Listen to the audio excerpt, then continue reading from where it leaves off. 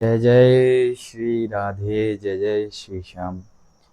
अब बड़े ही टाइम बाद गरुड़ पुराण का पार्ट 24वां हम आज बोलेंगे। आज गरुड़ पुराण के मतलब आगे बढ़ेंगे। जिसने भी पहली वीडियो नहीं देखी है उसको समझ में तो नहीं आएगा, क्योंकि बीच में हम बोल रहे हैं, बीच में पार्ट चल रहा है। यदि आप पहली वीडियो नहीं देखेंगे तो आपको समझ में नहीं आएगा कि आगे हम किस बारे में बता रहे हैं, कैसा क्या। तो यदि आप हमारे चैनल पर न्यू हैं तो हमारे चैनल को सब्सक्राइब कर लें, बेल आइकन को दबाना ना भूलें, जिससे हमारी अगर आगे कोई भी नई वीडियो या नई अपडेट होती है तो आपको सबसे पहले उसकी नोटिफिकेशन मिल जाए। और चैनल को सब्सक्राइब कर लें। और अगर आप कुछ ना करें तो शेयर ज़रूर करें, क्योंकि शेयर करने से और लोगों को भी पता चलेगा कि क्या हम कर रहे हैं, क्या हम पाप कर चुके हैं, क्या मतलब उसका क्या हमें फल मिलेगा और हमें किस चीज़ से सचेत रहना चाहिए, आगे से हम ना करें। तो गरुड़ पुराण की यह वीडियो आप सभी पर शेयर कर दें, अपने जानकारों पर। और ज़्यादा से ज़्यादा सब्सक्राइब करें, चैनल को लाइक करें, वीडियो को लाइक करें, शेयर करें, कमेंट। जय जय श्री राधे बांके बिहारी लाल की जय। वृंदावन माँ के बिहारी लाल की जय। प्रियकांत सरकार की जय। सदगुरुदेव भगवान की जय। गुरुर्ब्रह्मा गुरुर्विष्णु गुरुर्देवो महेश्वर, गुरु साक्षात् परब्रह्म तस्मै श्री गुरवे नमः। जय कृष्णाय वासुदेवाय हरये परमात्मने प्रणतक्लेशनाशाय गोविंदाय नमो नमः। जय जय श्री राधे। बोलिए गरुड़ पुराण की जय, गरुड़ भगवान की जय, विष्णु भगवान की जय। चलिए तो आज का प्रसंग प्रारंभ करते हैं। तो जिसने भी पिछली वीडियो देखी हुई है उसको आगे समझ में आ जाएगा कि हम आगे अब क्या बताएंगे। तो नमस्कार करके गंगा जल का पान कराएं, मतलब जो मनुष्य है जिसकी मृत्यु हुई है उसको नमस्कार करके गंगा जल का पान कराकर कुछ भी श्रीमद् भागवत का स्मरण करने वाला मोक्ष का प्राप्त होता है। मतलब यदि उस टाइम वह जो मृत शरीर है या फिर उसकी मृत्यु समीप आ गई है तो उससे कुछ क्षण पहले यदि वह श्रीमद् भागवत का कोई श्लोक या उसका स्मरण करता है तो वह मोक्ष को प्राप्त होता है।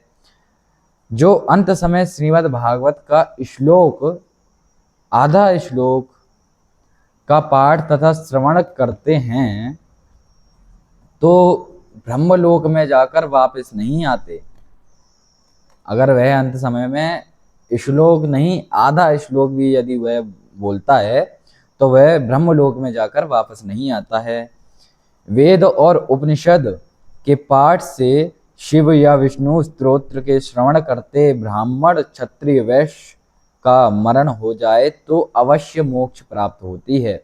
यदि वह इन चीजों को स्मरण या अपने मुख से इनका आधा श्लोक या आधा पाठ भी कर लेता है तो उसको मोक्ष प्राप्त हो जाता है वेद उपनिषद का पाठ करने से।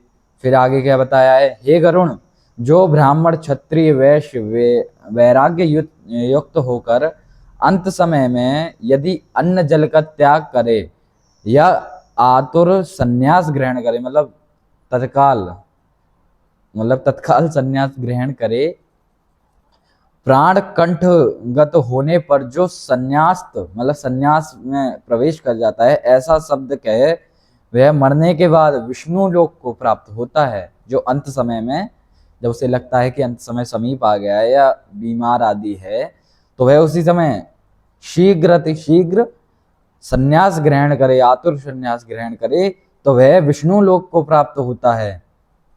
हे गरुण, इस तरह जिस धार्मिक पुरुष के अंत समय के कृत हुए हैं उस पुरुष के ऊर्ध्व द्वार मुख से प्राण निकलते हैं। अब सुनिए, मुख से शरीर में कौन से अंग से प्राण शुभ माने जाते हैं और किधर कौन से अंग से निकलेंगे तो वह शुभ है, और कौन से कर्म करने से, कार्य करने से वह निकलते हैं, किस मार्ग से।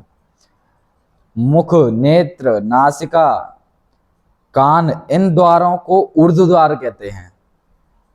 मुख, पहले तो ये पूरा मुंह हो गया अपना, मुख, फिर इधर मुख, नेत्र, नासिका, कान, इन द्वारों से अगर आप प्राण निकलते हैं तो वह ऊर्ध्व द्वार कहते हैं और शुभ माना जाता है।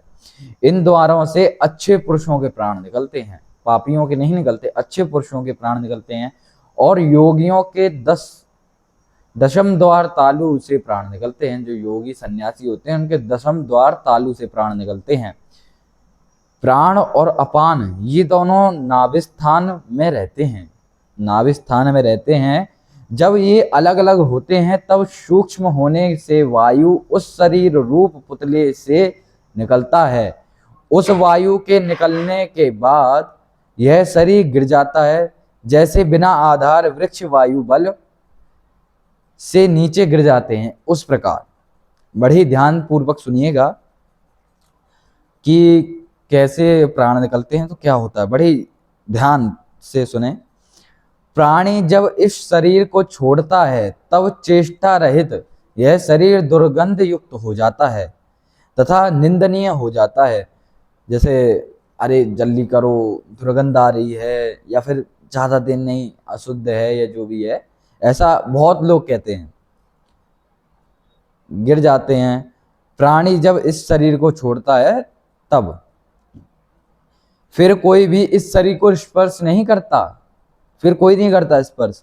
तीन अवस्था शरीर की होती हैं। प्रथम तो इसमें जीव पैदा हो जाते हैं या जानवर खा जाते हैं, इससे तो उसके उदर में विष्ठा हो जाती है, या बांधव आदि मिल जावे तो जलाकर भस्म कर देते हैं। बड़ी ध्यान पूर्वक सुनिएगा, जलाकर भस्म कर देते हैं मतलब यदि उस शरीर को ऐसे ही छोड़ दिया जाए तो उसके अंदर जीव, क्यों कहते हैं, जैसे मृत्यु होती है तब आपने देखा होगा, यदि आपके घर परिवारजन में आप कभी कहीं गए होंगे मृत्यु में या ऐसे कार्य में, तो आपने देखा होगा जब जो शरीर होता है उसके पास कोई ना कोई बैठने को कहा जाता है कि भाई कोई ना कोई बैठो, अकेला मत छोड़ो शरीर को। क्यों? कि कोई आत्मा या बुरी जो भी है वो उसमें प्रवेश न कर जाए, इस वजह से कहा जाता है। और यदि आप उसको ऐसा छोड़ देंगे तो उसमें या तो फिर ये प्रवेश करेगा या फिर उसे जानवर आदि खा लेंगे। फिर अगर बंधु बांधव हैं तो उसकी जल्दी से क्रिया करेंगे, जो भी कार्य है, नहलाना स्नान आदि कराना, उसको फिर जो भी क्रिया करके पिंडदान आदि, जो 3 पिंड होते हैं उस टाइम पर दान करे जाते हैं, तो तुरंत ले जाकर भस्म कर देते हैं। ऐसे शरीर को प्राप्त कर भक्षण कर में नष्ट होने वाले मनुष्य क्या अभिमान करते हैं, और शरीर से पंच महाभूत निकल जाता है।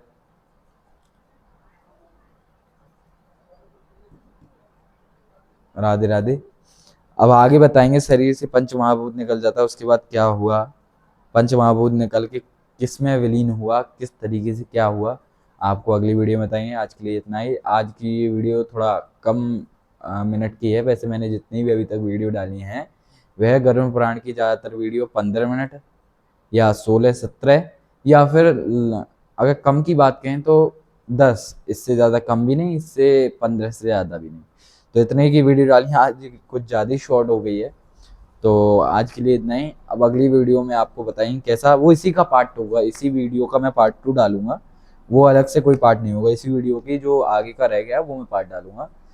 तो जो भी नए हैं चैनल को सब्सक्राइब कर लें, बेल आइकन को दबाना ना भूलें, और जल्द से जल्द हमारे 1K सब्सक्राइबर पूरे कराएं प्लीज़, जिससे हमें भी आपका जो आप ये सपोर्ट करते हैं हमें कॉन्फिडेंस मिलता है, मतलब मोटिवेशन मिलता है। जैसे अगर कम होता है तो हमें लगता है कि क्या ही करें, ये छोड़ दें या नहीं, लेकिन अगर हमारा कुछ भी बढ़ता है तो हमें एक मोटिवेशन मिलता है कि हाँ लोग हमें पसंद कर रहे हैं। पर आप लोग वीडियो देखते हैं, सब्सक्राइब नहीं करते, प्लीज़ आप सब्सक्राइब ज़रूर करें। बस, राधे राधे, जय श्री कृष्ण, जय श्री श्याम, बोलिए बांके बिहारी लाल की जय।